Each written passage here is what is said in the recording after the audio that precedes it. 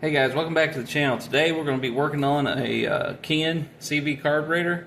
I'm going to be taking that screw out, that nut off, and that screw out, and I'm going to pop that spring right here.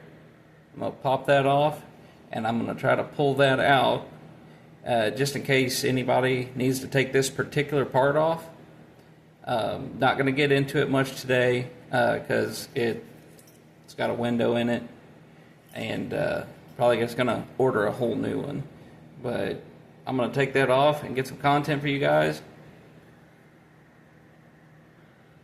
today. What you'll need is a, let's see here, 7/16 socket. If it'll focus.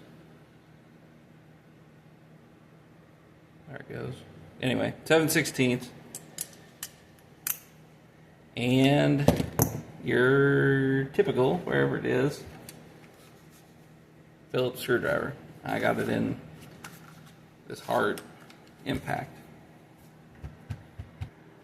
Alright, we'll start off by removing the 7/16 nut. Alright, now that that's off, take your pocket screwdriver, pull that nut off, put it in a safe spot,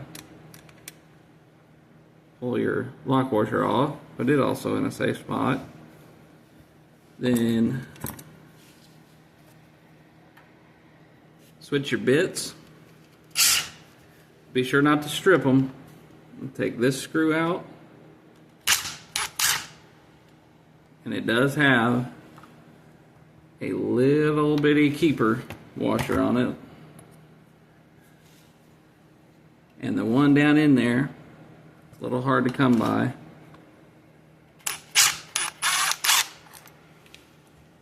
And that'll loosen up the base.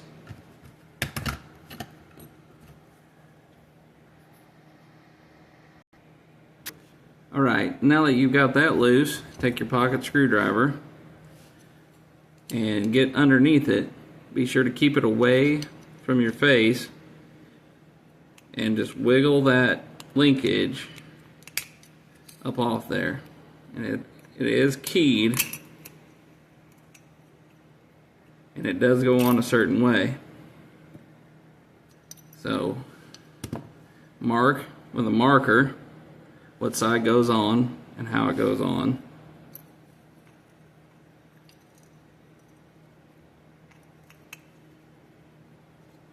And it does fit tight. Alright, now that we've got all that loose, we can pull this linkage off, set it aside. This spring is pointed down because it was obviously under pressure, and it usually sits about like that.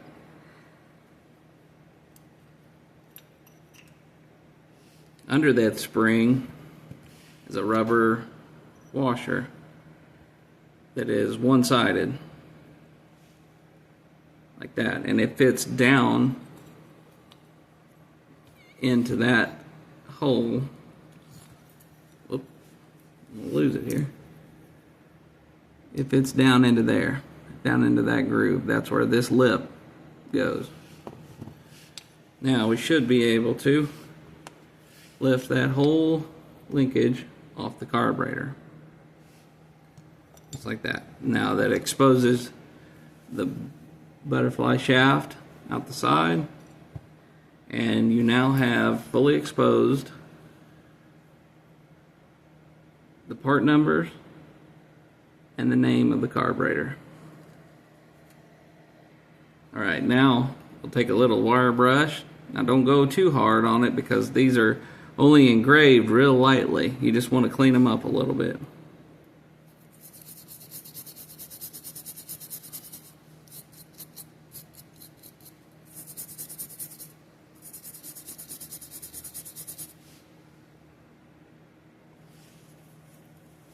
Much better. You can see much better. Alright, now that this is sitting right side up, I took it apart upside down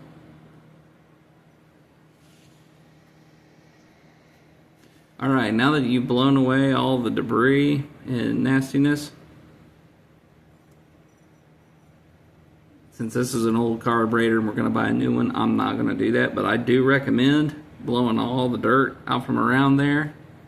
On a lot of ATVs that are run, you know, down the trails and the creeks and stuff like that, I fully recommend a good power washing before you take any of that off, and always blow off your intake before you pull your carburetor off. So we're going to go ahead and slide that back down.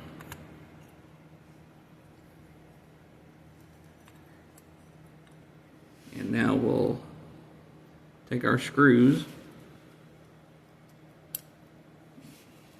put that one back in, put this one back in, just like so. I would recommend having a Phillips screwdriver handy just to start these, because these are just either aluminum or magnesium, and you can strip them out really easy. The screw heads even strip really easy too as well. You can usually tell if a carburetor has been apart before because the screws come out really easy. A lot of metric four-wheelers and stuff like that,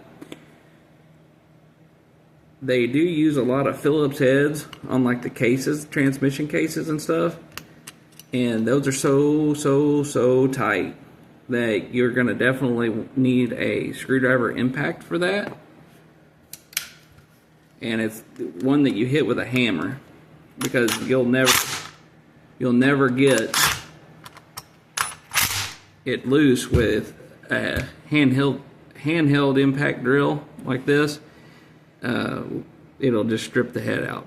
So it uses the force from the hammer to trigger the impact part of it, and it turns at the same time and busts them loose. You will not need it on this. This you can use like cordless drill impact. Okay, now we're going to install our washer, our rubber grommet washer, and now it's got a shoulder on it. It's going to fit right down into the middle of that. Nice. And we're going to slide our spring in, and now our spring, it goes like that up against the body on the inside. The straight part goes like that, okay? And so what we'll do, and it's kind of tricky, is we'll set the linkage in.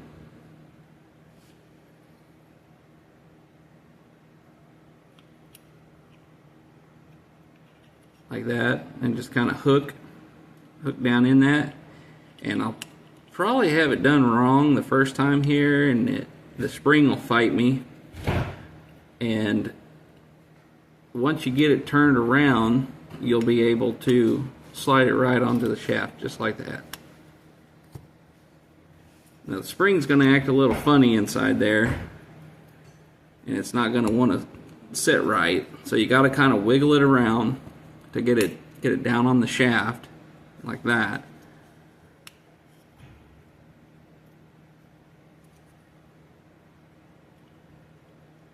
Then, at this point, we'll be able to put our lock washer on, and we'll be able to put our nut on at this point.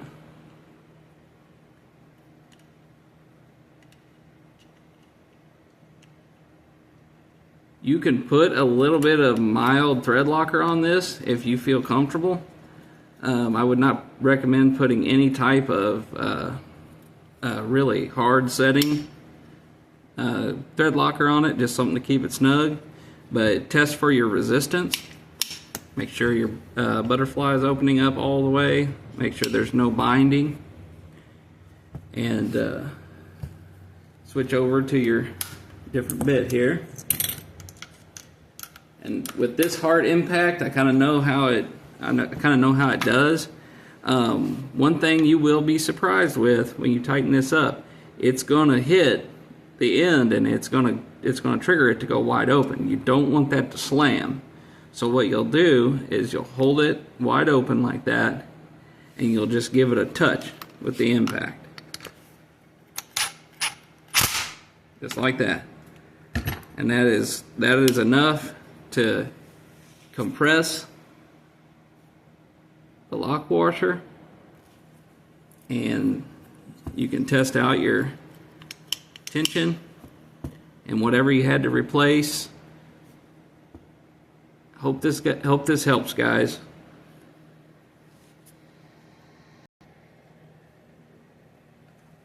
All right, guys.